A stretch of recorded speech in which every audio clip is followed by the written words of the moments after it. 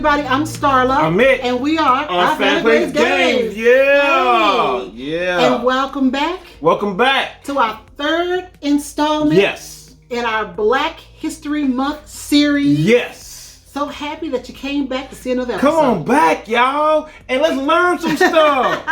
You know it. So, we're going to start off this episode with telling you what it's about. Yes, yes. So, in this episode, we're going to focus on events in Black history. Important events. Yes. Important. We're only going to talk about a few of them because yes. there were hundreds and hundreds. There's a bunch. But we want to point out some that helped us, me and my family, get to where we are today. And just help, the Black community in a huge way. Yeah.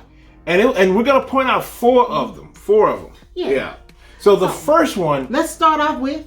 Oh, and we're going to do that? Let's start off with the Emancipation Proclamation. That's the first one, y'all. That's the first one. Now, the Emancipation Proclamation, for those of you who don't know, was signed on January 1st, 1863, and this gave freedom to slaves in slave states everywhere. Now, Abraham Lincoln didn't really want to do this. No. He didn't want to do it, but he had to do something because this was like going into the third year of the bloody Civil War, and he had to do something, y'all, because people dying all over the place. Mm-hmm. He said, I got to make a spark. So he said, if I have to free the slaves, I'll free them. If I don't, I won't, but I'm going to have to free them. So he freed us. Yes. Now, it took a long time for a whole lot of us to find out about the freedom because that's why a lot of African Americans, we celebrate Juneteenth. Because in Galveston on June 19th,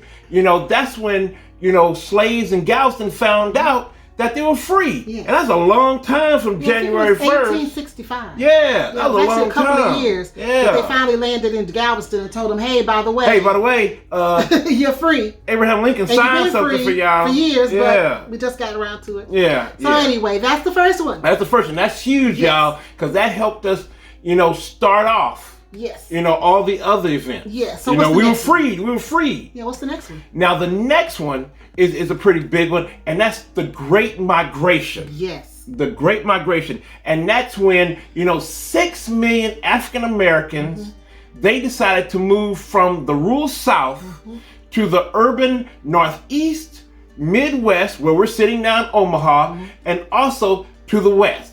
Now, that's a personal history for me because I've had relatives that left Houston, and Houston, Texas, that's where I'm from, and they went to California, to the west, and then they went up north to Cleveland, Ohio. So that's where some of my relatives decided to go. So the Great Migration was a long time. It happened from 1916 to 1970. Yes. So that's a long time, and we just that spread African American and our culture.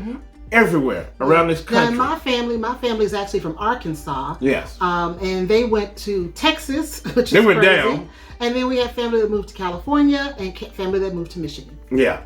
So they moved too. They moved moved north and they moved west.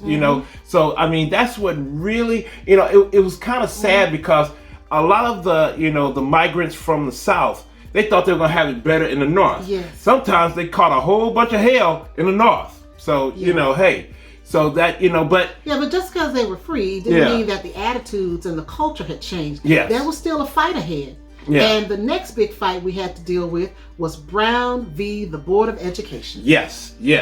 And that went on for 2 years. And finally, after 2 years, it was signed that the courts ruled that separate schools, public schools, based on racial segregation were unconstitutional. And they ended up signing that on May 17th, 1954. Yes, that took a long time. It took 2 years. 2 years. For them to come to a decision that even if the schools were equal, that it's unconstitutional to separate schools based on race. But the one good thing about that, it rose to the top, one of our greatest American heroes. And that was Thurgood Marshall, who he was the chief counsel of the NAACP, for that court case. And then eventually, later on, he became a United States Supreme Court judge. Yes, he did. And he was one of the best. Yes, he was one of the best. And then the last movement we want to talk about events in Black history is the Civil Rights Movement. That's huge, y'all. And that was from 1954 to 1968. Yes. And the Civil Rights Movement was the campaign to end racial discrimination, racial segregation, and racial disenfranchisement. And from that movement, raised a whole host of heroes, from Martin Luther King to Malcolm X, Rosa Parks, Medgar Evers, and I mean the list goes on and on. And don't forget John Lewis, the late great John Lewis. Yes. Representative John Lewis. Yes. I mean just a host of just heroes that fought, bled, arrested, and died. For just to have the oppression would so a little bit of oppression would come off of our head. So a little bit of oppression. Our people could be free and enjoy the same things that everybody else enjoys. Now it's still kind of tough though. I mean, it hasn't gone away, and we're still working on trying to get to that perfect union. But this really helped out a lot. Yeah, and we're just proud to know that we are the products of that struggle. Yes. That we were able to go to good colleges and to have good careers and to be able to live where we want to live, travel where we want to travel. So we are so grateful for the forefathers who came before us, who allowed us to have what we have today. Yes. Because without them, we wouldn't have this channel. We wouldn't have any of this. No, we wouldn't have. So we're just grateful. Yes, we're grateful for the events in Black history that brought us to this moment. That's true.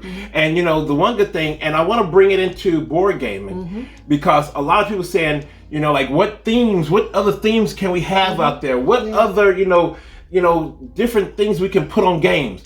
Well, here go 4 themes that are pretty big that could fit perfectly in a board game. Yeah.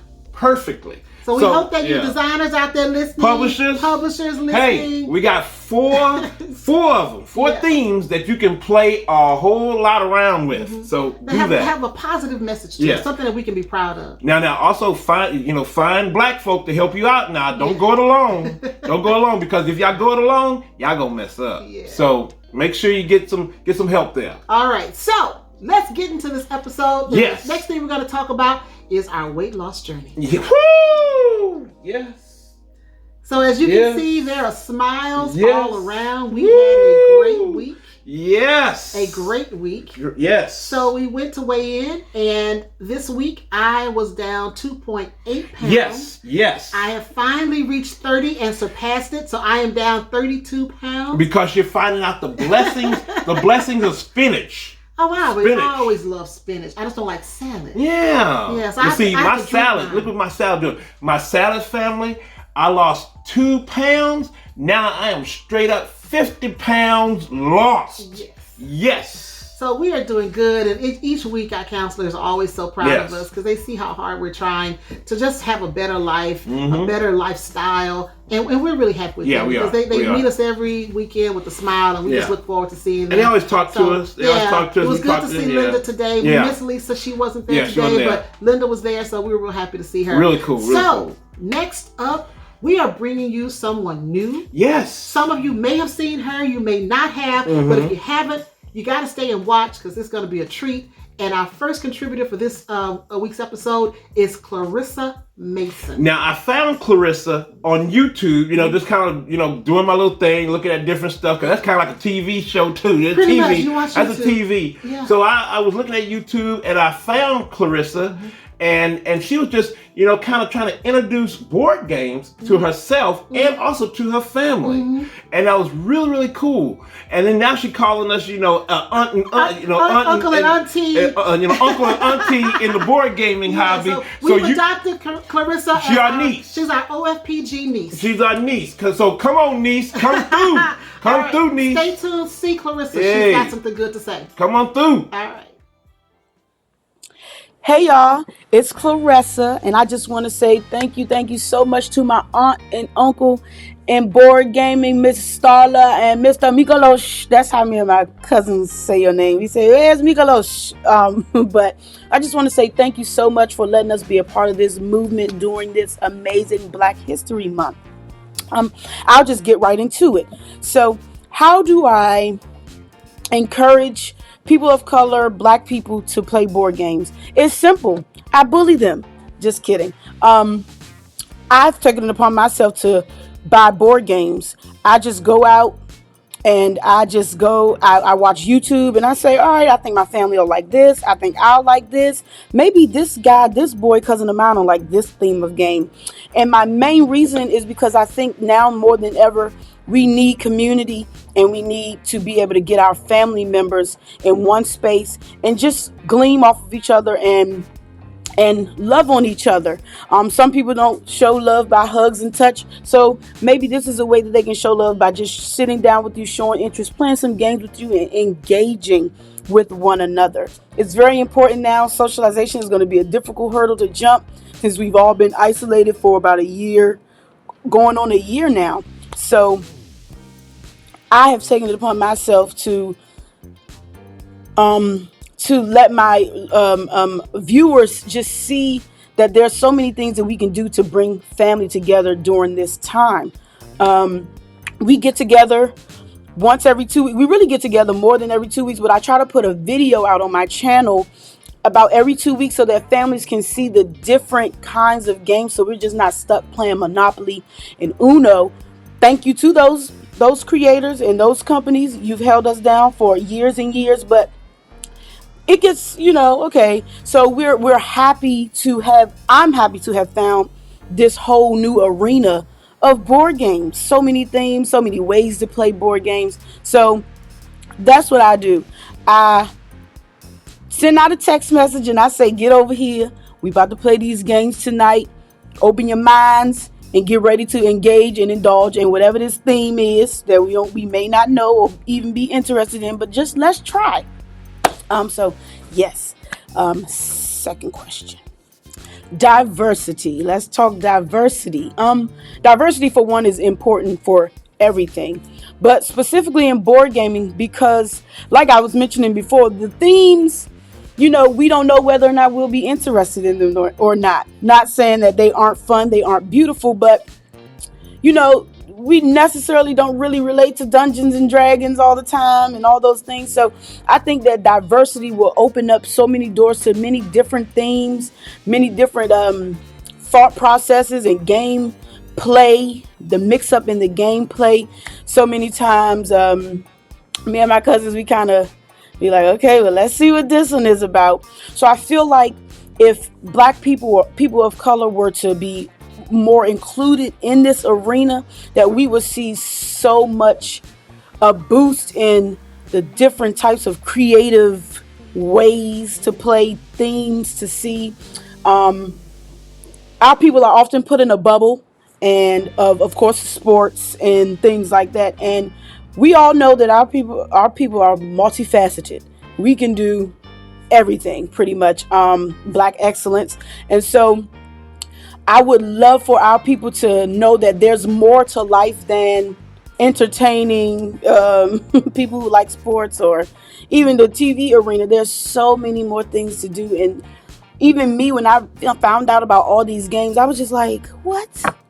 Imagine if, my little cousins who weren't necessarily interested in sports knew that what they were thinking in their mind that may not be cool is actually extremely cool, and they actually have conventions for it all over the world, and there's just so many arenas and so many outlets for creativity that I would love to see my little cousins, the Black folk that ain't my cousin, all black people is everybody, all our cousins anyway. So if all my cousins could see that, wow, I can do this instead of this. So I feel like diversity is extremely, extremely important, especially for even our older community who may not be tech savvy. And I want to keep their minds. Dementia and Alzheimer's is at an all-time high. And so I also feel like including them in this would just really, really help to enhance the brain activity. But I'm not going to get into that part. So that is very, very important in this arena, in the aspect of diversity. Now, 3 games that me and my group, my gaming group, would love to introduce to other Black folks and people of color is, of course, the same old Ticket to Ride. That's the easier one to introduce. It's a pretty game. It got nice little pieces, and it's easy to learn. And it has a little competitive edge. I love competition, so I can make a game that's not supposed to be competitive. But anyway, so we have Ticket to Ride, We loved Everdale. I would definitely introduce Everdale, worker placement, building up a community. You know, the Black folks been building communities for years. So we definitely thrive in that, and I think that newcomers would definitely love it. And also Azul. My family loves Azul. That was one of the ones that we played back to back to back to back when I first got the game. We even got a couple of the expansions. So, Ticket to Ride, Everdale, and Azul. And you don't even have to mention all the party games. Oh, don't get us started with all the anomias, the fruit salad. What else we got? Oh, we was playing Mega Mouth and Hughes, and like all the party games are good for us. We love Deduction, of Resistance, Secret Hitler, even though the theme is kind of in, but we love those types of games. And I think that's it for me. Thank you so much for the opportunity. Again, we appreciate it. We love y'all. Another Game Please TV. That's a segment in my YouTube channel. It's Rest. Thank you so much again. Have a good one. Yes, niece came through. Good. Our niece came through. Yes, Clarice did an awesome job. Now, Clarice is also a game designer. Mm-hmm. She has done the card game, the social card game, Turn Up and Talk. Yes. And it's supposed to be pretty good, and I want to try it out. Yeah. I definitely want to try it out. So if you want to try it out, we're gonna give you links down below so you can go ahead to our website and see what it's all about. Yes. Now, news time. News. Okay. News That's time. on you. What's going on with the news? It's on me. That's on you. It's on me. All right. Now, family, one of our favorite designers is Andrew Pfister. Loves Pfister. We love Pfister. And one of the games we don't have from him is Great Western Trail. Yes, family, we don't have it. We don't have it. That's just another reason for him to get another game. Yes, I don't have it, but I want to play it. I want to get it. But it seems like Edgar Spiel, the publisher, has decided to come out with 3 games. Really? Yes. One, they're going to do the reprint of Great Western Trail, which I'm definitely going to get. And then, let me read this here, y'all. Now, that's going to be the second edition. Then, in 2022, they're going to do Argentina, because the Great Western Trail is about America. Then they're going to do Argentina. Okay. Then in 2023, they're going to do New Zealand for our New Zealand family out there. But that's going to be pretty cool. I think that's awesome. That's pretty cool. So I'm Yeah. really looking forward to not only getting just Great Western Trail, but the others too, with whole different themes. That's Now that's awesome. pretty cool. Yeah. So that's cool. Now also, this coming up on Wednesday, we're going to be on the More Meeples, the Merrier, which is a panel that Kim from Meepleville puts on every Wednesday, and it's hosted by BGG, BoardGameGeek. Yeah. And they just a panel of a whole bunch of content creators, designers, and everybody else, just from all colors, creeds, whatever, everywhere. Just all in there, just talking about board games. Yeah, so check us out. So we'll be on there this coming up Wednesday. Just want to let you know that. Then also, now this is pretty interesting. South by Southwest. Okay. The big convention that they have in Austin. They're not going to hold it this year, which is a good thing. They're not going to hold it. It's going to be online. It's going to be online. Yeah. But they're still going to do their 2021 Gaming Awards. Oh. And the Tabletop Game of the Year is 5 of them. And they put out, one is going to be Calico. Ooh, Calico, yes. And then 2 is Fort. Fort. And then Oceans. We don't have Oceans. Yeah, I know about Oceans, but we never played it. Oh, man. And then 4 is The Crew. Now we have The Crew, but we gotta play it. It's on our Shelf of Opportunity. Shelf of Opportunity. Yes, we're gonna say Shelf of Opportunity. That's right. Yes. And then the last one, Okay, why you give me that look? family. The last one, number 5, is The Search for Planet X. Now, I like The Search for Planet X. Over here, she said it was too much work. That's too much work. I don't want to. That's too much work. Any game that feels like work, I don't want to do it. I want to have fun. Yes. It's not work. It's not work, family. It's not work. Well, you know what? It's all how you look at it. Yes. And I always say every game is not for everybody. That's true. I don't have to play every game. Yes. So If other people like it, that's great. It's just not my thing. Yeah, but this is a good list. I'm voting for Calico. Now I'm voting for Calico. Now the two big ones. Well, there's three big ones. It's Calico, Fort, and the Crew. Yeah. Those are the three big ones. So I'm thinking that it's gonna be a battle between those. I'm going for Calico. I'm going for Calico. Yeah. I'm going for Calico. I mean, I Beth do. Sobel did the art. I mean, Yeah. plus we like it. Yeah, and Flat Out Games, they went flat out crazy on that one. I like it. I love cats. I mean, they're so cute. Yeah, it's so cool. Yeah. So, okay, my last bit of news. Okay. My last bit of news. Now, we know about Uno. Yes. Now, in the black community, our people love some Uno. Oh, yes. Woo, we love Uno. Yes, we love Uno. Well, Mattel is releasing, in celebration of Uno 50th year anniversary. Wow. Uno's been out 50 years. Oh, my goodness. I didn't realize. 50 years. It's a long time. That's a long time. 50 years. So in celebration of that, they're coming out with Uno Remix. Oh, okay. And check this out, sweetheart. Check this out. It has a legacy element in it. You get to write on the cards throughout multiple games.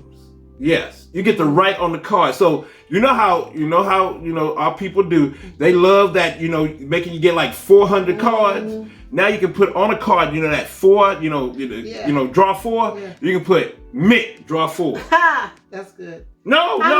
We may have to do No, we can't get that. No. I kind of like it when you do reverse. No. Draw 4. No, because you be trying to hurt me. Yeah. I don't want. No. That may be fun. We may have to look into No. But you gonna do legacy on Uno? It could be fun. I think, you know what? At least they're still trying. They're trying to figure out ways to make it fresh and innovative. So I say go Mattel. That's just like how they brought out something called DOS. They're Uno, and then they came out DOS. It's Spanish. Uno, dos, tres, and then when they came out, cinco, they came up with DOS on there. So I'm like, okay, y'all trying too hard, Mattel. Y'all trying too hard. Y'all trying too hard, man. Trying too hard.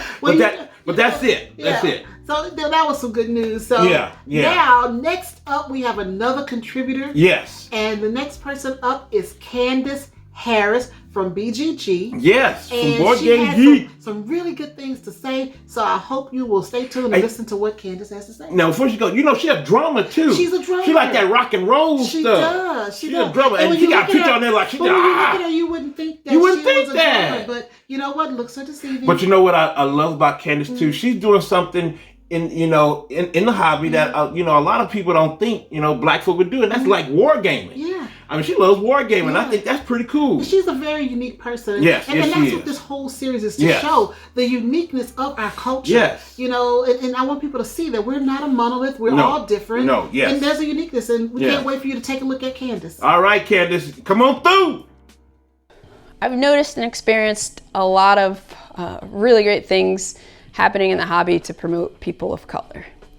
Back in 2019, Lincoln from BoardGameGeek invited various people of color to be guests on game night, including me, and that eventually led to Lincoln inviting me to be a part of the BoardGameGeek media team to cover some heavier games in BGG news and also host live streams for conventions and events that BoardGameGeek is involved with. Aldi, Lincoln, and the collective team at BoardGameGeek felt it was really important to diversify the team, and I've been just super grateful to be working with such awesome people and people who really value diversity and are actively working to do more to promote it. There's also Tim from Meepleville Board Game Cafe, who has a new show called The More Meeples, The Merrier, which is live streamed weekly Wednesdays at 6 p.m. Pacific, and it's featured on the homepage of BoardGameGeek, and it has a diverse panel of about 9 different people in the industry, content creators, designers, publishers. They just get together and have great discussions about all things related to the board gaming hobby. So that's really positive and awesome to see that on the homepage of BoardGameGeek.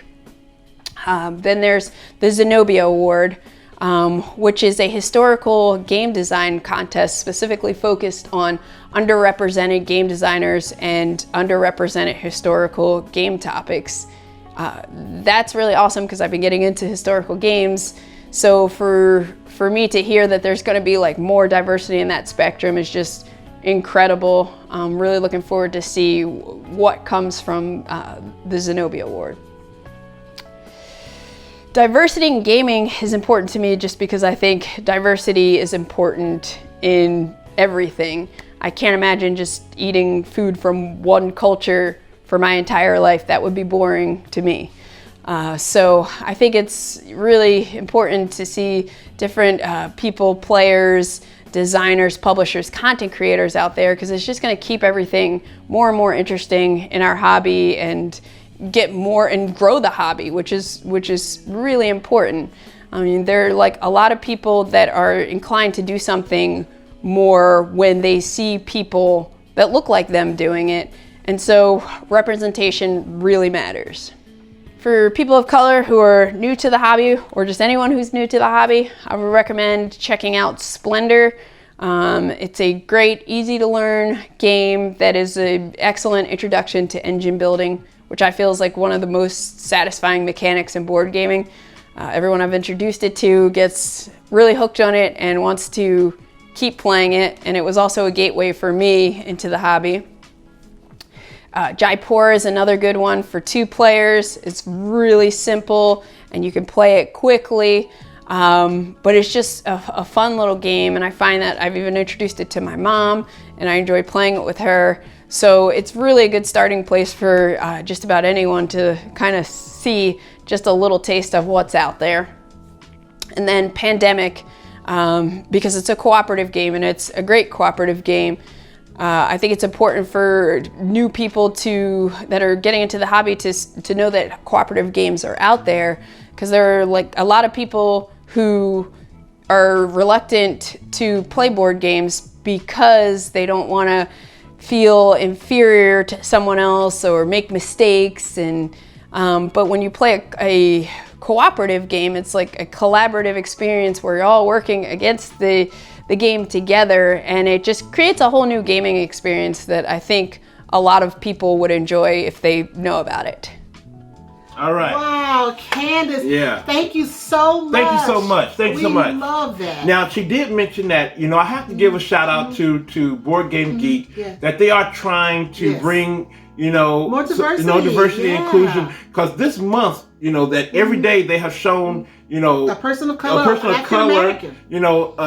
Black History Month. Yeah. That is so cool. That is so and, nice. I have found new people that I can follow and check out from that series that they're doing. That Eric Martin, thank you so much. Yes. That, I can really hey, I didn't know that person was in, board gaming. Yeah. So I really appreciate that. I really appreciate that. I really do. So I got to give a shout out for that. All right, so up next, we have an interview with Jonah and Shantelle Dew from Tantrum House. Now, I found them because Tantrum House was bringing them on board from a Kickstarter that they were doing. They were a stretch goal because, they were going to put them on, all the time from a stretch goal. So I'm like, who are this Jonah and Shantelle? Yeah. So, I've been following them. They're a real cool couple. Yeah. And, they went to Tantrum House. So, among all those folk that got with Tantrum House, they got a lot of folk. So let's check them out, see what they do. And they even brought a special guest. A very cute special guest. Cute. So cute. Hope you guys enjoy this one. All right. Hi, everybody. Hello. We're so excited. Yeah. We promised you guys we had some special guests, and we have them here. And actually, it's special guest plus one. Yes, we got 3. We didn't know the one was coming. 3 folk. But you know what? To be honest, that one is probably the cutest one out of the 2 that are. That's a she. She cute. Yeah. She cute. Yes, she's adorable. Cute. So that's probably the cutest one out of the 2. No insult to the other 2 that we invited, but we're so excited. I wish we could put a mic on her, but we can't. So what we're gonna do? Chew it up. Chew it up. So we're gonna talk to the Dews. Yes. We have Jonah and Shantelle Dew. They are with Tantrum House, and we're so excited to have them. So Jonah, Shantelle, I don't know who wants to go first, but tell us about yourself. Yes. Sure. Go first, sweetie. Oh, all right, awesome. So do you want to start from the beginning? Well, it's not a long show. Yeah. Just give us the cliff notes. Yes. Well, my name is Shantelle. I am 27 years old. Started being involved in Tantrum House probably a little bit over a year ago. With my husband Jonah. We had connections with Will Meadows, and he knew our Jonah's family. Did some digital work, with his brother and stuff like that. And that's how he found out, we love board games and we love playing them too. And we started jumping onto Tantrum House and went to one of the cons and started helping out with the videos and just doing game nights with them. And ever since then, we've just been part of the team, and we really enjoy it a lot. Okay. That is awesome. It was so good to see you guys on Tantrum House's videos. So we're excited to be able to talk to you. So, Jonah, do you want to add anything to that? Sure. Yeah. So Shantelle and I live in Greenville, South Carolina, with our 2 kids. You can see one on camera. Yeah. The other one is a 3-year-old little boy, so it is definitely past his bedtime. So he is. But we have a great time playing games. We if you've watched any of our stuff, you know that we like to have fun with it. So if you see me, I'm always like being competitive. I'm gonna win no matter what. Everybody get on my side. We're going for it. And then unfortunately, I normally end up losing to Shantelle. So hey, I know that feeling. I know the feeling. I know the feeling. He comes through and ends up winning.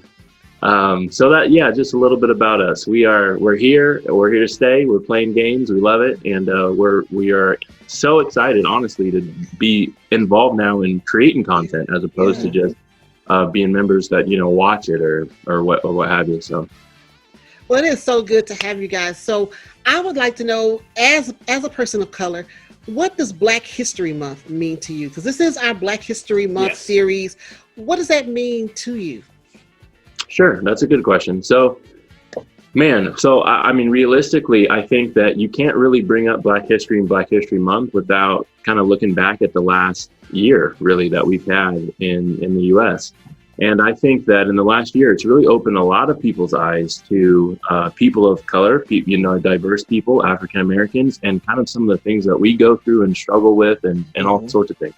So realistically, this Black History Month, to me, is so much more welcoming than it has been in the past and in the past years that we've been going through it. So for me, it's like I'm actually super thankful for a lot of the people who have more of an interest in Black History Month, more of an interest in us, more of an interest in supporting us and listening to us, and realize that, we have thoughts and opinions and things that have happened in our life that shape us to who we are. And so realistically, like for me, it's like, man, let's keep this going. Like the conversation shouldn't just stop because it's February, or it moves to March. That's not when the conversation stops. We're here all year. I love that we have a Black History Month, right? To go back and look on those things. I think that's so important. But realistically, I'm so excited and thankful now that there's so many more who realize that they should take a deeper appreciation or a deeper realization, or take a step back and objectively realize that, some things have been going on that weren't always okay. And now that we realize that, let's come together and move forward. So this Black History Month in 2021 is actually an exciting one, because I just feel like so many more are opening their eyes to the realization that we're here and there's differences in our past and history, and now let's move forward through it. So I agree. That's a great statement. Good statement. I agree with that. Really good statement. So what's your question, baby? Now my question, Shantelle, since you're gonna be quiet down there, now how do you feel about representation in board game? Because a lot of these games behind me don't have me in there. I can't see me in some of these games, but they're enjoyable. Now, what do you think about, representation in games? Because it matters. So, what do you think about it? Yeah, I feel like there needs to be a variety, a diversity in the games. I feel like a lot of games that are based on a culture tend to show more color than just your average game, that you would have. But no, definitely, I feel like moving forward, especially due to how last year was, I really think that might put something different for these board game creators and these publishers to be like, we need to start creating some more content that have, people of color, because not everyone is just one color, Now, Right. Jonah, what do you think? I also think we have to support the people in our industry of color that are designing these games, publishing these games. Yeah. It's not just we need to put more people of color, more women, more whoever in beside these boxes. It's we need to support the makers of the games who are people of color, who are women, who are doing this thing. So I think it goes both ways. But that happens a good amount. I think I saw a post recently that was like, oh man, we were going to play this game with my 2 little daughters, and they couldn't find any female characters in the game, and so they didn't want to play it. And that's like, that hurts, right? It's like, why not why not spread it out? Why not have the diversity? Why not, so little things like that. But I agree with you. Yeah, we need to, we want to see more of that, right? We want to support each other, but we also want to support those people who are making and publishing the game, so we can get more content out there that represents more of the people who actually are into and play the games, more of us. So That's true. Now, I want to say something about people creating games. Now, don't put a game out here that's not a good game and think we're going to support it just because you're a person of color. Sure. Give us something good, because we buy the games because they're good. They've got, the strategy, and I just hate it when we put out stuff that's just not up to par. Then you say, well, you're not supporting me because I'm a person of color. No, we want to support you when you're good. Yeah. And we want to really have people work on games and come up with. We've met some game designers that have put out some great Princes of Color, put out great games, and we want to see them supported. But we've also seen some that put out some not so great games. And so anyway, I'll leave that there. Yeah, you leave that there. I'll leave that there. Now, the next question I have is that what 3 games that people of color who don't know anything about board gaming would entice them to come in and play and say, hey, this is a brand new world for me and I want to do something. So, hey, what 3 games? You have to sing? Yeah, I got to sing. Oh my God. It's a whole new world, Yep. Very cool. Man, that's a tough question. So it's what 3 games would draw people of color to the industry, to the hobby? That's a good one. Man, that is I'm thinking. I got Shantelle looking at the wall. Look at it. Gotta look at the wall. Well, what 3 games brought you guys, or what were your top games when you got into the hobby? Sure. Well, to start off, I think, and this happens to a lot of folks, but growing up, my family played games growing up, believe it or not. Okay, so growing up, we did Carcassonne and Ticket to Ride and Catan. Those were our things. We did it so often, so frequently. So those were the ones for me that were like, that was it. I was hooked after our family just got together. That's when we spent our time together. It was after Sunday dinners. It was during holidays. It was into the wee hours of the morning. So that was it. Now that I've been in the hobby a little bit here, Shantelle and I, our game recently has been Wingspan. We love that. Yeah. And we actually enjoy each other. We enjoy playing that a lot. We play that a significant amount. I think one of our favorites to get to the table to introduce to people, I think we've done this maybe 2, 3, 4 times, even in the last month, is we've gotten Endeavor, Age of Sail to the table. To introduce Wait. Endeavor, that's a little heavy, It is a little heavy. Now, come on now. Heavy, Black folk playing game. They ain't gonna do no Endeavor. Sure. Come on now. Come on now. Come on. That's just from an experienced gamer. Come on now. Yeah, come on. That's one that we've enjoyed a lot. So we haven't done this one yet, but the other one that Shantelle and I seem to have enjoyed recently just a lot is actually My City from Cosmos. Oh, yeah, that's good one. The campaign in that, the legacy feature in that, and that was, what, sweetie, like 10 hours in 2 days where it was just us hanging out and playing this game. Yeah. And that was that was just big for us because, that's time that we get to spend together that we maybe would have been doing other stuff, watching TV, whatever it was, but we were actually able to spend that at the table together. So that's a big deal. That's a tough question though. The games that might get people of color to the table, I'm trying to think it through. You have any, sweetie? I was looking at. You looking at that wall? I was looking at the wall. I don't know. I feel like I don't think there's necessarily a specific game that will bring people of color to the table. I think it's the atmosphere in and of itself that brings people to the table. I mean, when Jonah's family, they play games. On the holidays, we're staying up to 2, 3 a.m. and we're, they did a whole marathon situation. And my background wasn't like that. My background was we played Scrabble, after dinner, and we watched a movie growing up after dinner, is what we did. And so being introduced to his family and all the games that they played, it was that atmosphere of family, fun. Let's knock out all these games. It's going to be so much fun. The competitiveness of it all. That is what made me love board games. Was that. That's cool. So after they hooked me in, then I started playing a lot more strategy games and more in-depth games. And I don't know, right? Stonemaier games are really my favorite right now. Like the Wingspan and that Oceania expansion. I mean, I love it a lot. Winter Kingdom is another game that we recently had got, and I really enjoy it. So yeah, I think it's more the atmosphere than it is the game itself. Yeah. Well, that's a good way to look at it. That's a good way to look at it. And that goes back to what we're trying to do, to make that atmosphere more welcoming so more people will want to play when they see it. So I love those answers. And I want to thank you guys, all three of you. All three. For being on the show. All three. And next time we get together, we'll have to mic up the little one.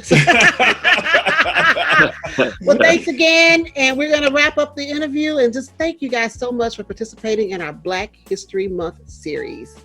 No problem. Thanks for having us. No problem. All right, bye, guys. All right. Night. I really enjoy talking to Jonah and Shantelle. Yeah. It's just that, we get to see so many people, and I'm happy that we've reached out and to so many voices different voices, and to hear their journey into board gaming. Now, that indefinite sale now, that's a little bit too strong to be putting out there for a gateway, for somebody new. I wouldn't do that. But, I think Jonah was coming from a perspective of someone who's played for a while. And I think we were looking at somebody who hasn't played for a while. Because like I told him, after the interview, it's pretty cool how his parents were playing games that. And that's what I'm saying. But he's played so many different games. He's played Catan, so he has a different perspective. Yeah, he knew. And that was pretty cool because my family was still in Monopoly and stuff. So that's pretty cool there. But I like what Shantelle said about it's the atmosphere. The atmosphere. That when people come in, what's the atmosphere of the table? And that's a good one. We told her, that's what we're working towards, changing the atmosphere. So that when we walk into a con or to a gaming event, we feel welcome. And we said that in our Monopoly, Beyond Monopoly series, Beyond Monopoly series. The atmosphere, and that's all people want. They just want to feel welcome, and they want to feel like this is a fun hobby. And if you feel welcome, and everybody's welcome, no matter who, what, or where you come from.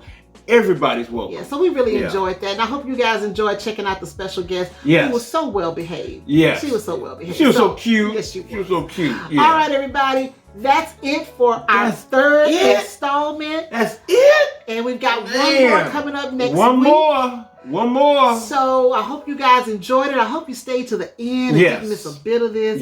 But in the end, here we are.